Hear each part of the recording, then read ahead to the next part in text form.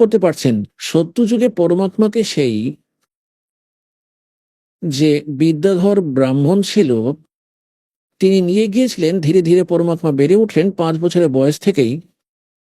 4-5 বছর বয়স থেকেই মনুর মতো মহর্ষিদেরও জ্ঞান হারিয়ে দিতেন তিনি।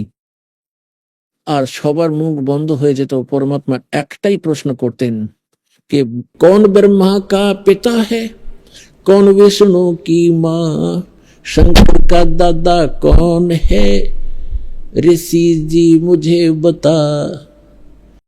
এই শুনেই তাদের টায় টায় ফিস হয়ে যেত। এরা তো অজর অমর, সর্বেশ্বর, মহেশ্বর, এদের কোনো মাতা পিতা নেই।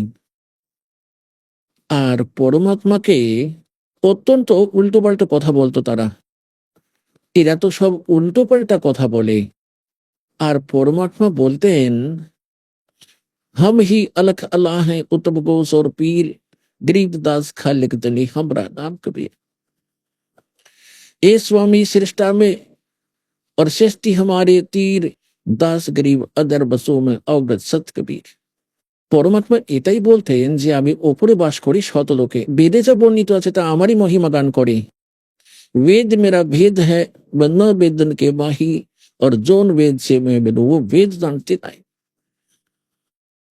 এই সকল কথাগুলি শুনে মনুর মতো ঋষিরা, বশিষ্ঠের মতো ঋষিরা, এছাড়া আরো যারা সে সময়কার প্রভু এবং ঋষি প্রসিদ্ধ ছিলেন তারা সবাই পরমাত্মার বিরুদ্ধে হয়ে গেল। আর জনসাধারণের কাছে বলতে থাকলো যে এ তো বামদেব আছে।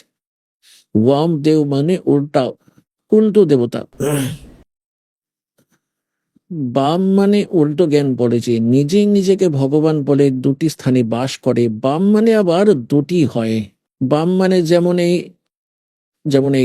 যেমন এটা ডান হাত, এটা বাম হাত। বাম মানে উল্টো, এটা সোজা হাত, এটা উল্টো হাত। তো তাই বামদেব বলতে লাগলো। বামদেবের বিষয়ে পুরাণেও প্রমাণ পাওয়া যায় যে তিনি বিশাল মহাপুরুষ ছিলেন। যে জ্ঞান বামদেবের কাছে ছিল তা অন্য কারো কাছে ছিল না।